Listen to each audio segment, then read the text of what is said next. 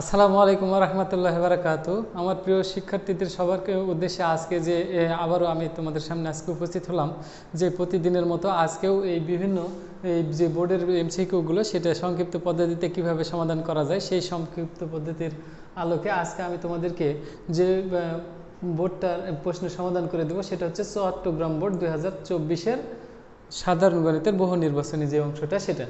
তো যাই হোক, সরাসরি এখন আমি অ্যান্সারে চলে যাচ্ছি। এই অ্যান্সারগুলো তোমরা সংক্ষিপ্ত পদ্ধতিতে যদি দু একটা ক্লাস দেখো আমার, তাহলে আমি আশা করি অবশ্যই তোমাদের দেখবে যে তোমরা 30 মিনিটের মধ্যেই কিন্তু 30টা নৈবেতিক করে ফেলতে পারছো।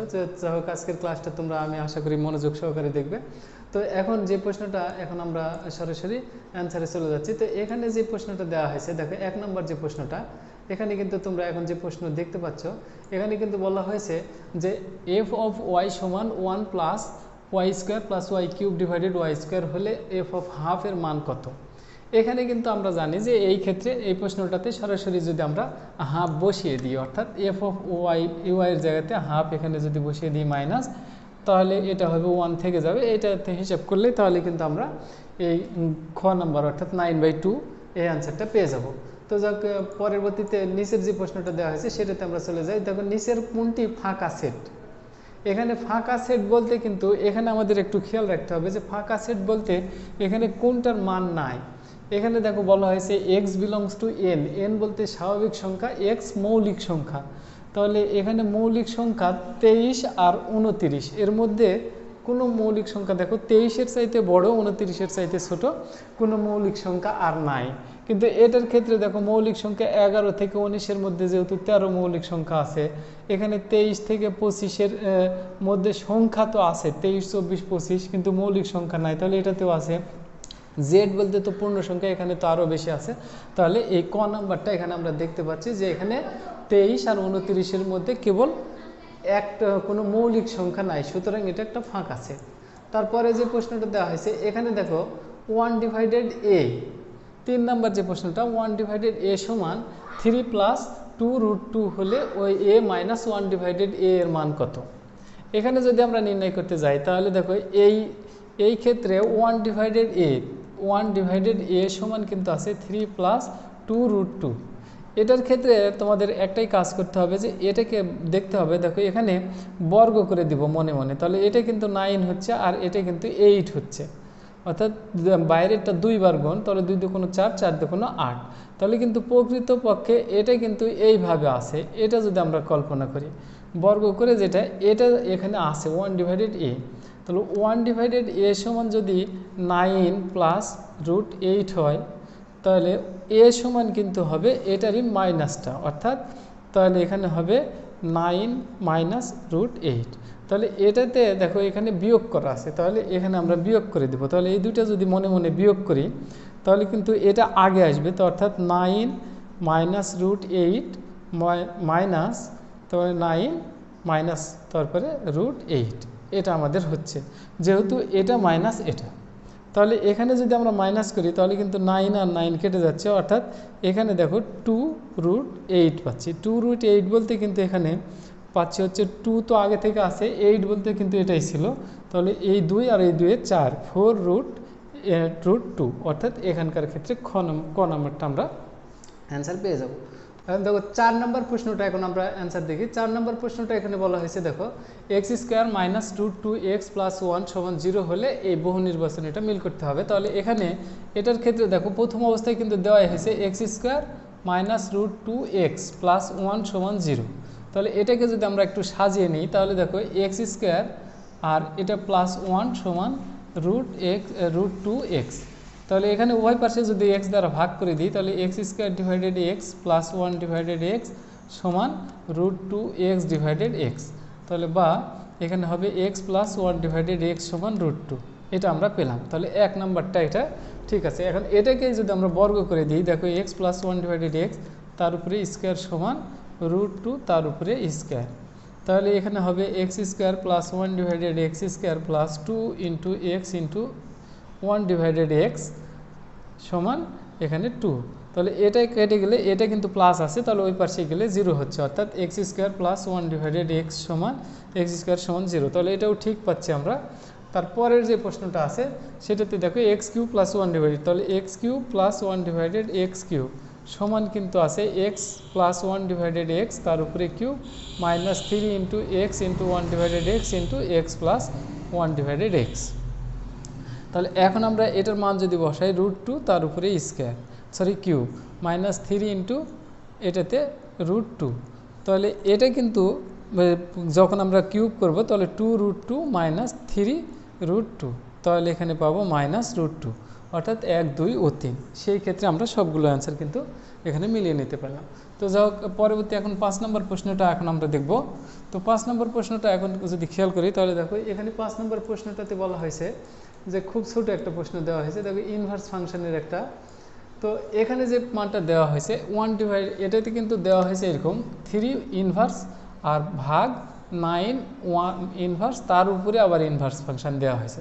তাহলে এগুলো ইনভার্স ফাংশনকে কিন্তু আমরা এইভাবে লিখতে পারবো ভাগ 1 ডিভাইডেড 9 তার উপরে এটা কিন্তু তোমাদেরকে শুধুমাত্র ভয় দেখানোর উদ্দেশ্যে এটা দেওয়া হয়েছে, এটা কিছুই না কিন্তু। তাহলে এটাকে ভাগ যদি করি তাহলে 1 ডিভাইডেড 3 গণিতক 9/1, তাহলে এটাকে ইনভার্স ফাংশন থাকলে এটা আর এটা কেটে 3 হচ্ছে, তাহলে উপরে যদি 3 হয় তার ইনভার্স ফাংশন থাকলে 1 ডিভাইডেড 3 হবে অথবা 3 ইনভার্স হবে, এইটাই হচ্ছে আমাদের উত্তর। তারপরে 6 নম্বর প্রশ্ন, এটাতে সাধারণত লগের পূর্ণক, দেখো এখানে যে এই সংখ্যাটা দেওয়া হয়েছে তার লগের পূর্ণক নির্ণয় করতে হবে।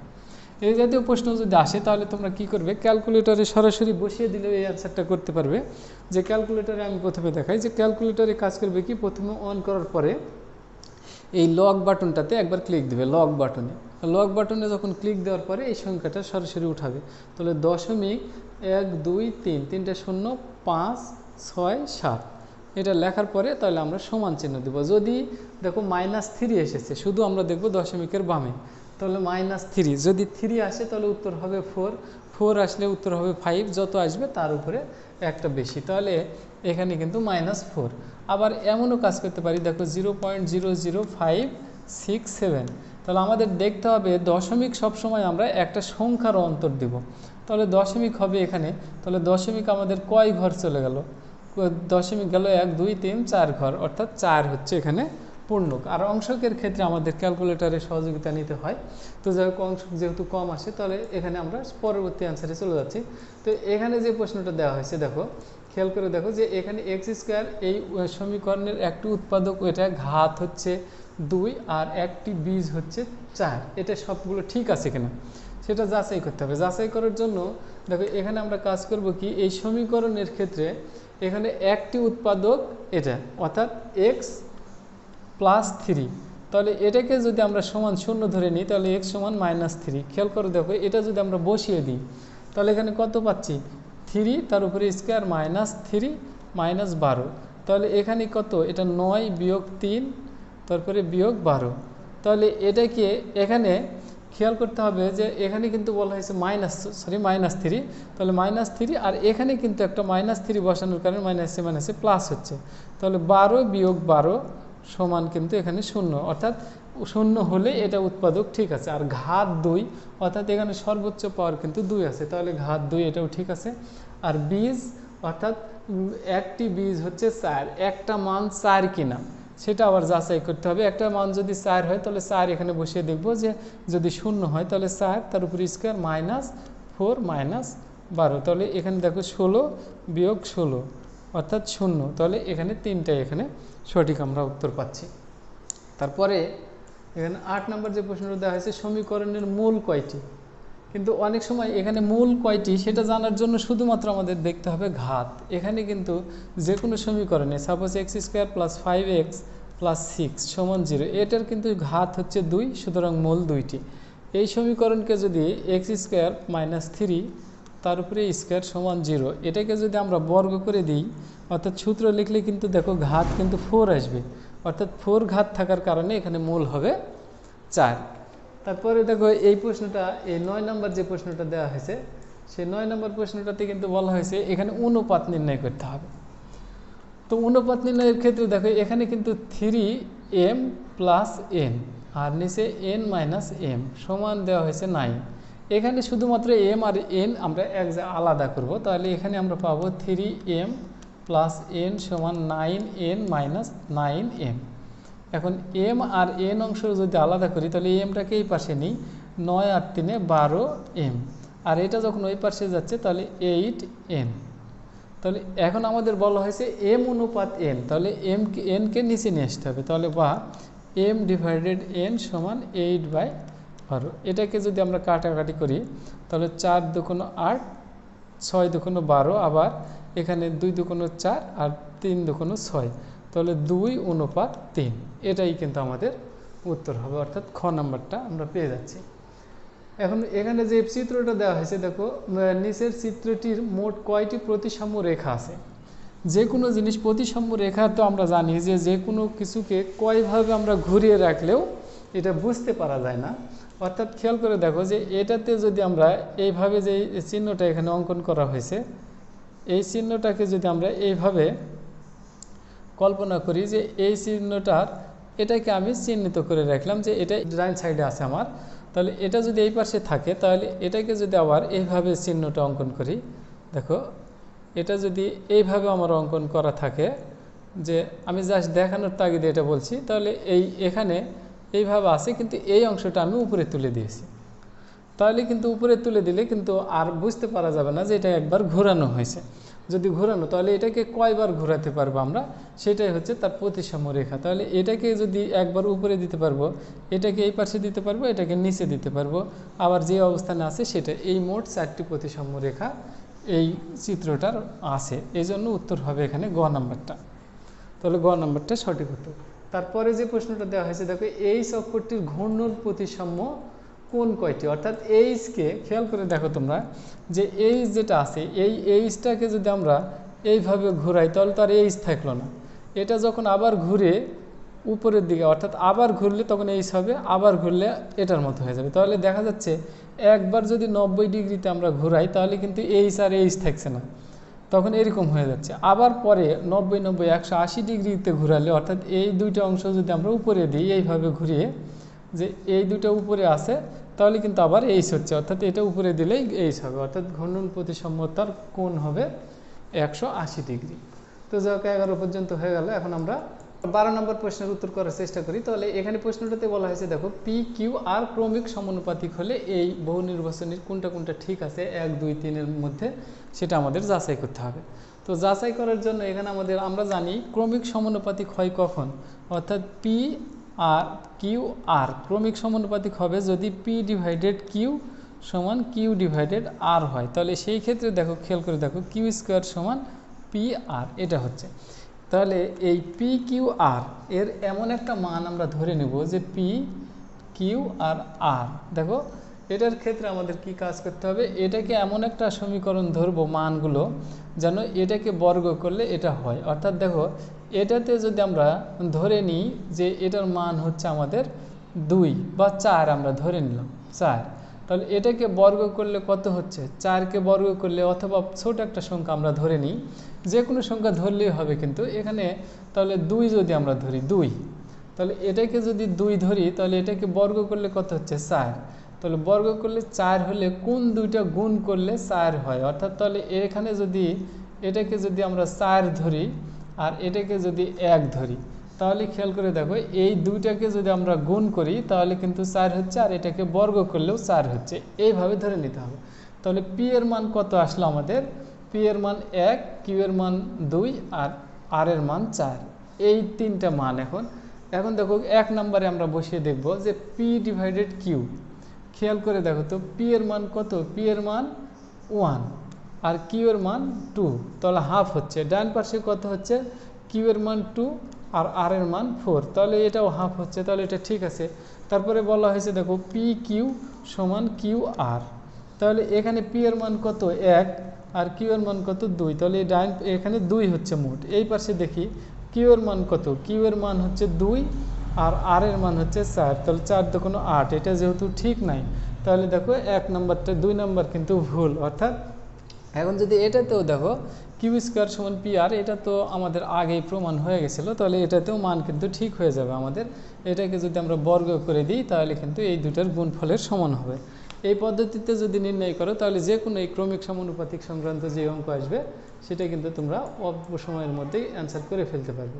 তো যাই হোক, এখানে যে 13 নম্বর প্রশ্নটা এখন দেখতে পাচ্ছ, 13 নম্বর প্রশ্নটাতে কিন্তু বলা হয়েছে 128। এগুলো আমাদের একটু যদি আমরা এমনি কিছু গণিত সম্পর্কে ধারণা থাকলেই অ্যান্সারগুলো করে ফেলতে পারবো। দেখো এখানে কিন্তু 128, তাহলে প্রথমে 128, তারপর 64, তারপরে 32, তারপরে কত 32-এর অর্ধেক 16, 16-এর অর্ধেক 8, 8-এর অর্ধেক 4, 4-এর অর্ধেক 2, 2-এর অর্ধেক 1, 1-এর অর্ধেক হাফ, অর্থাৎ দেখো এখানে কিন্তু 9 নম্বরে আমাদের চলে এসেছে। তাহলে এইভাবে মুখে মুখে আমরা অ্যান্সারগুলো করে ফেলতে পারবো। তারপরে এখানে 2ABC 162 এর গুণোত্তর ধারাভুক্ত হলে সাধারণ অনুপাত কত? এই অঙ্কগুলো করার জন্য দেখো এখানে কিন্তু দেওয়া হয়েছে 2 + a + b + c আর এই 1 6 2। এটাই কিন্তু মেন থিম আমাদের। এটা কত নম্বরে আছে এই দুইটা যেহেতু দেওয়া হয়েছে, তাহলে দেখো এই ABC এর মান নির্ণয়ের ক্ষেত্রে গুণোত্তর ধারাভুক্ত হলে সাধারণ অনুপাত আর এর মান নির্ণয় করব। তাহলে এরই মধ্যে কিন্তু আছে কি সেটা নির্ণয় করার জন্য দেখো এখানে প্রথমে অপশানের মধ্যেকার 6 আমরা ধরব।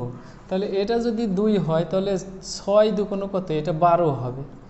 12 গুণিতক 6, এইভাবে জাস্ট আমরা ক্যালকুলেটর দিয়ে যদি গুণ করি, দেখো প্রথম পদ হবে কত? 2 আছে, 2 গুণিতক 6, তাহলে পরের পদ হবে কত? 12।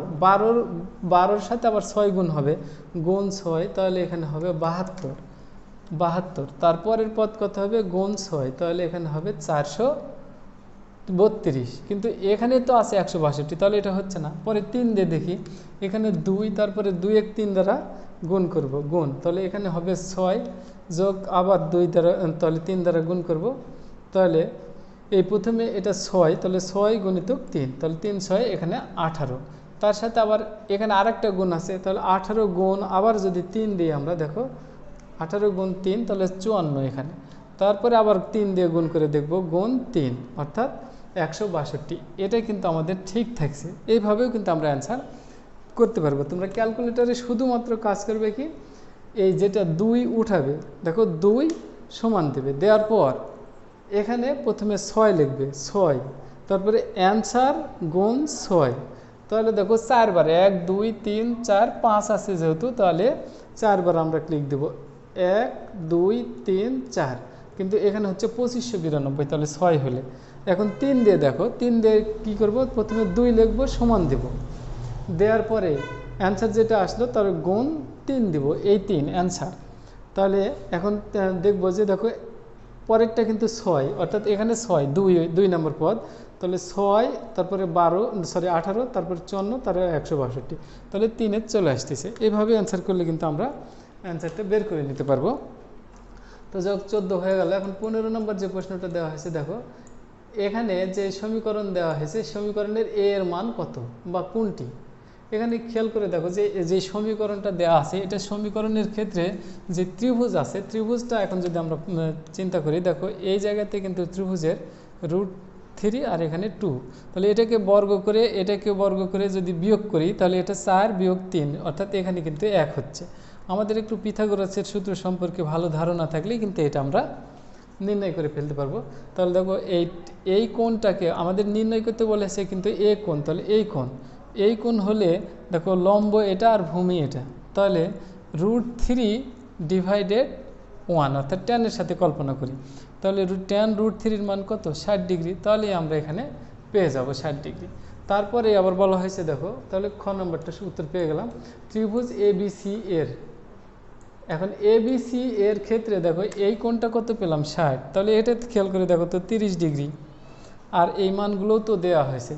এখন আমরা এই পরকার অংশটাতে যদি চলে যাই, খেয়াল করে দেখো যে cos A সমান sin C, তাহলে cos A বলতে কত? cos 60 ডিগ্রি, মান কত? হাফ। sin C বলতে 30 ডিগ্রি, তাহলে 30 ডিগ্রি মান কত? হাফ, তাহলে ঠিক আছে। তারপরে cos A plus sec A, তাহলে cos A এর মান কত? cos A যখন ধরবো তাহলে 60 ডিগ্রি, cos A এর মান 60 ডিগ্রি হলে হাফ, আর তারপরে বলা হচ্ছে sec A, তাহলে sec A এর মান কত? 2, তাহলে এই 2 আর হাফ যোগ করলে কিন্তু 5/2। তাহলে ঠিক আছে, tan c সমান 1/3 কিনা? তাহলে tan c বলতে লম্ব এটা, ভূমি এটা, তাহলে tan c সমান 1/√3। তাহলে সবগুলোই এখানে আমরা ঠিক পাচ্ছি। তো যাক, এখানে আমরা বুঝে নিলাম 16 নম্বর অঙ্ক। সূর্যের উন্নতি কোণ 90 ডিগ্রি হলে কোনো গাছের ছায়ার দৈর্ঘ্য কত? এগুলোকে একটু উপস্থিত বুদ্ধি থাকলে এটা করে ফেলা যায়। দেখো, যদি কোনো জায়গাতে ছায়া, অর্থাৎ এখানে যদি একটা খুঁটি থাকে, খুঁটির ঠিক মাঝখানে উপরে যদি মাথাতে যদি সূর্যের আলো থাকে, তাহলে এই ছায়ার দৈর্ঘ্য কিন্তু এইদিকেও বাড়াবে না, এদিকেও বাড়াবে না। যদি সূর্য এখানে থাকে তাহলে ছায়াটা এদিকে যাবে, অর্থাৎ যত এইদিকে দূরে থাকবে তত কিন্তু ছায়াটা এদিকে সামনের দিকে অগ্রসর হবে। আর মাথার উপরে থাকলে সেই ক্ষেত্রে ছায়ার দৈর্ঘ্য হবে 0। তো তার 18 নম্বর প্রশ্ন এখানে বলা হয়েছে, এই জায়গাতে যে চিত্র দেওয়া হয়েছে সেই চিত্রের ক্ষেত্রে কিন্তু বলা হয়েছে এসি সমান সিডি। এসি সমান যদি সিডি হয়, এখানে একটু আমি চিত্র এঁকে তোমাদেরকে বোঝানোর চেষ্টা করি। তাহলে এই জায়গাতে এখানে একটা ত্রিভুজ অঙ্কন করলাম। তো ত্রিভুজ অঙ্কন করলে কিন্তু এখানে বলা হয়েছে যেটা, এই একটা গাছ যদি চিন্তা করো তোমরা, তাহলে এটা বি, এটা সি, আর এটা এ। তাহলে এখানে ডি।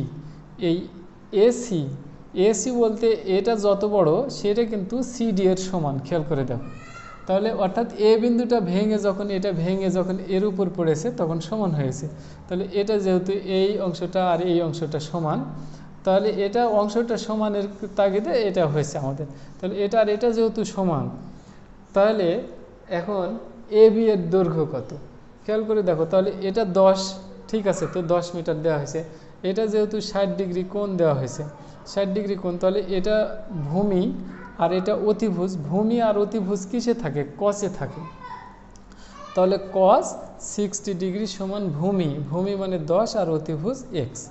এটা x ধরে নিই। তাহলে এখানে আমরা পাচ্ছি, দেখো, হাফ এটা। তাহলে x সমান কত হবে?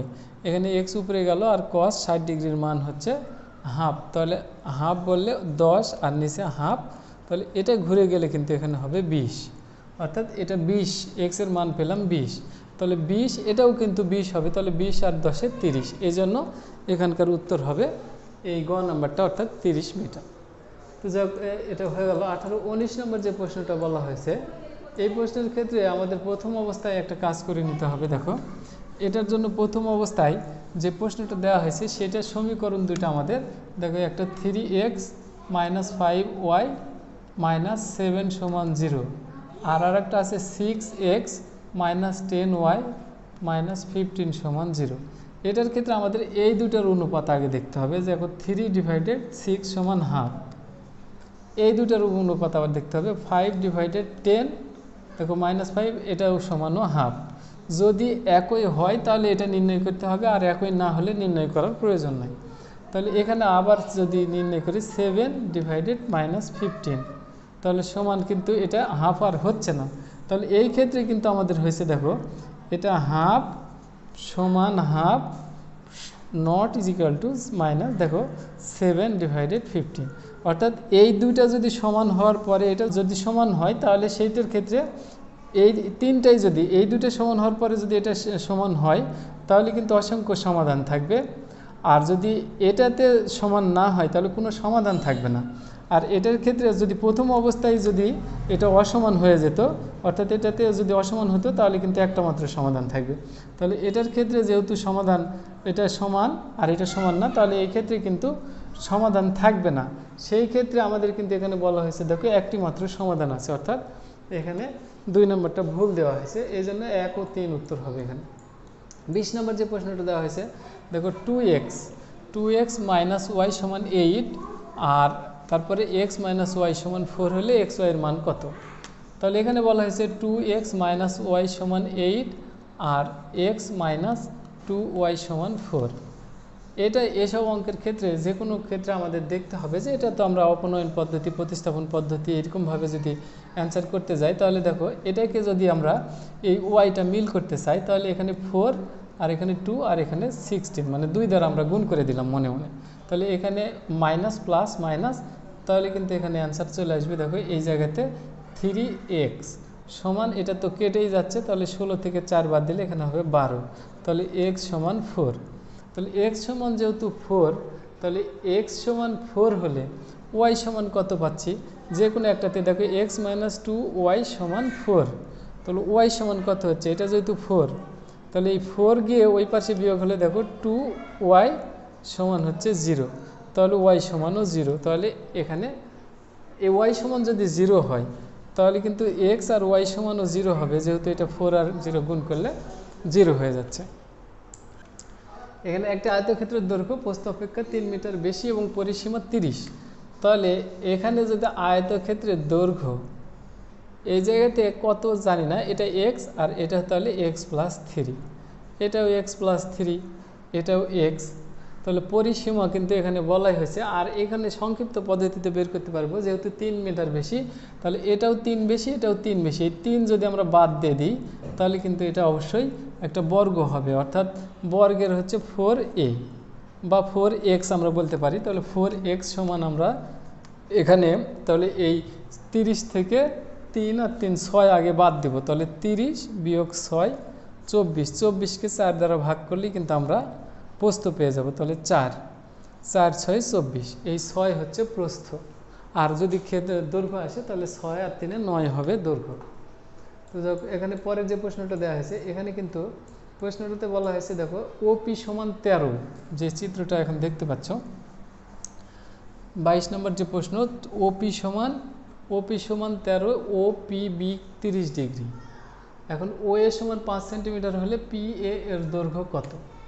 এখন আমরা যদি একটা এই যে কোনো বৃত্তের মধ্যে যদি একটা দুইটা সাধারণ স্পর্শক অঙ্কন করা থাকে যে কোনো একটা বিন্দু থেকে, তাহলে আমরা জানি এটার ক্ষেত্রে এই যে রেখাটা কল্পনা করব অঙ্কিত হয়, এটার ক্ষেত্রে দেখো ও এ, এটা বি, আর এখানে দেওয়া হয়েছে পি বিন্দু।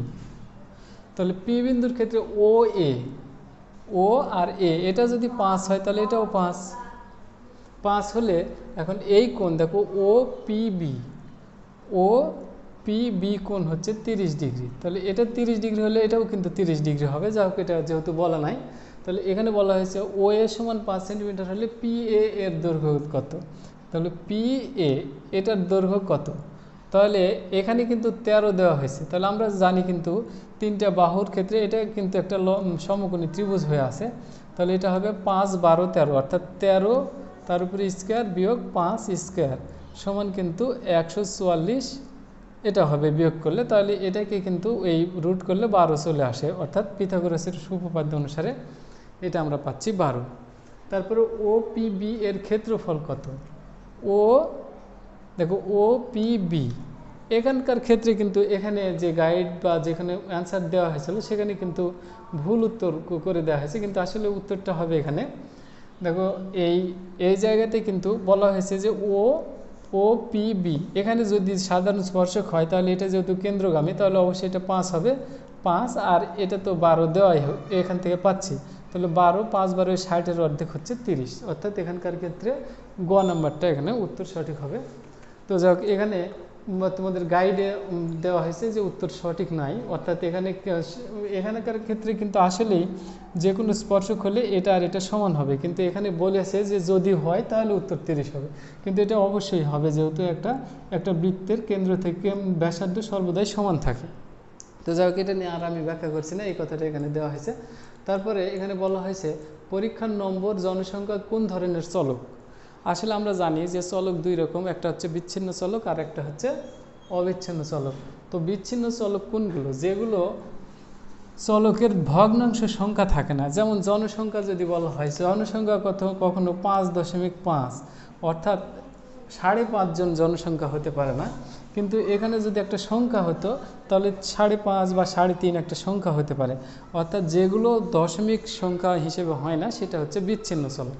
তাহলে এখানে জনসংখ্যা ও পরীক্ষার নাম্বার এগুলো হচ্ছে বিচ্ছিন্ন চলক, অর্থাৎ ক নাম্বারটা এখানে সঠিক। তারপরে 25 নম্বর যে প্রশ্নটা দেওয়া হয়েছে এটার ক্ষেত্রে প্রচুরক, প্রচুরক শ্রেণীর মধ্যমান। প্রচুরক বলতে এটা আমরা জানি 12 যেহেতু সবচাইতে বেশি আছে, তাহলে এই দুইটা যোগ 51 যোগ 60 ভাগ 2 তাহলে 55.5, এটা হচ্ছে খ নাম্বারটা।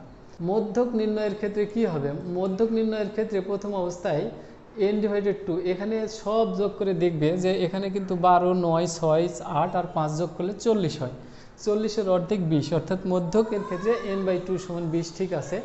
এফ এম হচ্ছে মধ্যক শ্রেণীর গণসংখ্যা। এখানকার মধ্যক শ্রেণী হচ্ছে 20 কোথায় আছে দেখো, 8 আর 5 13 আর 12 যোগ করলেই 20 হয়, অর্থাৎ 20 হচ্ছে 12 হচ্ছে মধ্যক শ্রেণী। তাহলে এখানে এফ এম সমান মধ্যক শ্রেণীর গণসংখ্যা ঠিক আছে। কিন্তু এফসি বলতে মধ্যক শ্রেণীর পূর্ববর্তী শ্রেণীর ক্রমযোজিত গণসংখ্যা, অর্থাৎ 8 আর 5 13, এখানে 25 দেওয়া হয়েছে, তাহলে এটা ভুল হয়ে আছে। দেখে নিই আমরা, দেখো এখানকার ক্ষেত্রে 1 ও 2, অর্থাৎ ক নম্বরটা সঠিক। তারপরে এখানকার ক্ষেত্রে দেখো এই প্রশ্নটার উত্তর কিন্তু এখানেও ভুল দেওয়া হয়েছে, আসলে প্রশ্নটাতে ভুল ছিল। তো এখানে উত্তর হবে, দেখো আমরা যখন একটা কোয়াড্রেন্ট অঙ্কন করব তখন কিন্তু বলা হয়েছে এক্স অক্ষ হতে দূরত্ব কিন্তু এটা, অর্থাৎ এটা 3। এখানে এক্স অক্ষ ওয়াই অক্ষ হতে যথাক্রমে, অর্থাৎ এক্স অক্ষ হতে 3, ওয়াই অক্ষ হতে 4 দূরত্ব, তাহলে ওয়াই অক্ষ থেকে 4 দূরত্ব এটা। তাহলে এই বিন্দুটার ক্ষেত্রে যদি আমরা নির্ণয় করি, দেখো এটা 4, অর্থাৎ -4 -3, অর্থাৎ এখানে তৃতীয় ঘরে হবে, আর সেটার ক্ষেত্রে -4 -3 হবে, যেই মানটা এখানে কিন্তু দেওয়া নাই। এটা দেওয়া থাকলেও এটা উল্টা করে দেওয়া হয়েছে, তাহলে এক্স এর মান -3 দেওয়া হয়েছে। এটা আসলে যে অক্ষ থেকে দূরত্ব, এক্স অক্ষ থেকে কোনো অক্ষের দূরত্ব কোটির সমান, অর্থাৎ পরেরটা সমান হয়। ওয়াই অক্ষ থেকে দূরত্ব, এটা উচ্চতর গণিতে যাদের আছে তারা ভালো করেই জানো। তো যাই হোক, এটা সঠিক উত্তর নাই এখানে। তারপর 28 নম্বর যে প্রশ্নটা দেওয়া হয়েছে, সে 28 নম্বর প্রশ্নের কিন্তু এখানে বলা হয়েছে, দেখো সাইন √3/2 হলে কটের মান কত। এগুলো অঙ্ক কিন্তু আমরা সরাসরি ক্যালকুলেটারে, আমার যে ক্লাসগুলো আছে সেটা যদি তোমরা দেখো বুঝে নিতে পারবে। ক্যালকুলেটারে কিন্তু সরাসরি অ্যান্সারগুলো বের করা যায়। তাহলে কটের ক্ষেত্রে আমি একটু ধারণা দেওয়ার জন্য একটা বের করে দিই। দেখো এটা বের করার জন্য কি করব, √3। তাহলে প্রথমে লিখবো √3, আমার কথা শুনে যদি তোমরা ক্যালকুলেটারে বাটনে ক্লিক দিয়ে দেখতে পারো, ভাগ 2 সমান দেব, তারপরে শিফট সাইন অ্যান্সার সমান দেব, দেওয়ার পরে যেই মানটা আসলো, দেখো 60 ডিগ্রি কিন্তু আমরা পেয়ে গেছি। এখন কট তো ক্যালকুলেটারে না থাকা হলে তাহলে 1 ডিভাইডেড দিতে হয়, তাহলে 1 ভাগ কট বলতে tan আমরা হিসাব করব, তাহলে tan অ্যান্সার সমান যেটা মান আসবে এটাকে এখন বর্গ করব, বর্গ করে সমান দিলেই যে মানটা পাচ্ছি 0.3333, তোমাদের ক্যালকুলেটারে হয়তো এটা এসেছে। তাহলে এখানে AB/C এই বাটনে একটা ক্লিক দিলে 1/3, অর্থাৎ এখানে 1/√3, যেহেতু বর্গ করার পরে ওটা হয়েছে, তাহলে উত্তর পেয়ে যাচ্ছি। তাছাড়াও কিন্তু এই অঙ্ক অ্যান্সারগুলো আমরা এইভাবেও করতে পারবো। দেখো এইভাবে যদি একটা কল্পনা করি, এখানে সাইন সমান আমরা কি জানি, সাইন এখানে এই সাইন, এটা থিটা ধরি, লম্ব ডিভাইডেড অতিভুজ, অর্থাৎ এখানে √3 আর এখানে 2। তাহলে পিথাগোরাস থেকে যদি আমরা এটা 4 আর এই 3 বাদ দিলে এটা কিন্তু 1 পাচ্ছি। তাহলে এখন যদি আমরা কট নির্ণয় করি, কট সমান আমরা কি জানি, অতিভুজ কট সমান আমরা জানি কট থিটা সমান আমরা জানি ভূমি ডিভাইডেড লম্ব। দেখো 1/√3, অর্থাৎ এখানেও কিন্তু আমরা দিয়ে চলে আসতেছে। এখন আমরা 29 নম্বর প্রশ্নটা দেখি। 29 নম্বর প্রশ্নটার নিয়ে কিন্তু আমার অনেক ক্লাসে এই কথা বলা হয়েছে এই প্রশ্নগুলোর অ্যান্সারে। তো এটার অ্যান্সারে যদি তোমরা দেখো যে 1 -1 +1 তারপরে -1 এইভাবে থাকতে পারে, অথবা a - a + a এইভাবে যে কোনো প্রশ্ন যদি দেওয়া থাকে, তাহলে আমরা বুঝবো যে শেষে যেই সংখ্যাটা দেওয়া আছে সেটা জোড় না বেজোড়। তাহলে এখানে খেয়াল করে দেখো, প্রথমে 1 নম্বরে কি বলা হয়েছে, এত পদের সমষ্টি, অর্থাৎ 2n + 1, এটা জোড় না বেজোড়। তাহলে এখানে দেখো, এটা বোঝার জন্য আমরা n সমান 1 বসিয়ে দেবো, তাহলে 1 + 1 সমান 3। যেহেতু বেজোড় সংখ্যা হলেই প্রথমটা উত্তর সমষ্টির ক্ষেত্রে। তাহলে এখানে কিছু বেজোড় সংখ্যা দিয়ে বলা হয়েছে সমষ্টি 1, অর্থাৎ 1 প্রথমে আছে, তাহলে ঠিক আছে। তারপরে এটা কিন্তু, আর যদি সমষ্টির ক্ষেত্রে বেজোড় সংখ্যা না দিয়ে জোড় সংখ্যা থাকে তাহলে 0 উত্তর হবে। আর যদি সমষ্টি বলে যদি বেজোড় সংখ্যা থাকে তাহলে প্রথমটা উত্তর হবে। আর পদের সংখ্যা যদি বলে, তাহলে যদি বেজোড় সংখ্যা হয়, বেজোড় সংখ্যার ক্ষেত্রে, তাহলে এখানকার ক্ষেত্রে পদের সংখ্যা কত, বেজোড় সংখ্যা বললে উত্তর হবে প্রথমটা, আর জোড় সংখ্যা বললে উত্তর হবে দ্বিতীয়টা। তাহলে এততম পদ, অর্থাৎ এখানে খেয়াল করে দেখো 2n + 2, এটা একটা জোড় সংখ্যা, তাহলে n সমান 1 বসালে 4, তাহলে এই পদের সংখ্যা হবে দ্বিতীয় সংখ্যা, অর্থাৎ যেই ধারা দেওয়া হয়েছে 1 - 1 + 1 - 1, তাহলে দ্বিতীয় সংখ্যাটা কিন্তু -1, অর্থাৎ পদের সংখ্যা। আর পদের সংখ্যা অসীম পর্যন্ত, যেহেতু শেষ পদ নাই, সুতরাং এটা একটা অসীম সংখ্যক পদ আছে, সুতরাং এটা অসীম, পদের সংখ্যা অসীম, এটাও ঠিক আছে।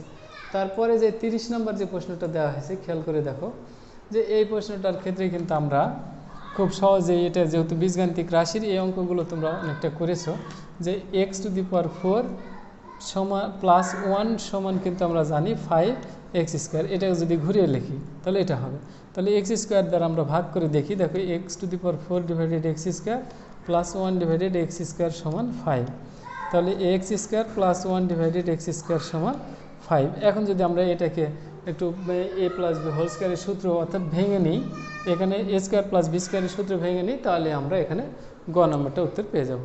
তো যাই হোক, আমি আশা করি তোমরা ক্লাসটা খুব ভালোভাবে বুঝেছো। তো আমি নিয়মিত ক্লাস দেখবে এই আশা ব্যক্ত করে আজকের ক্লাস এখানে শেষ করলাম।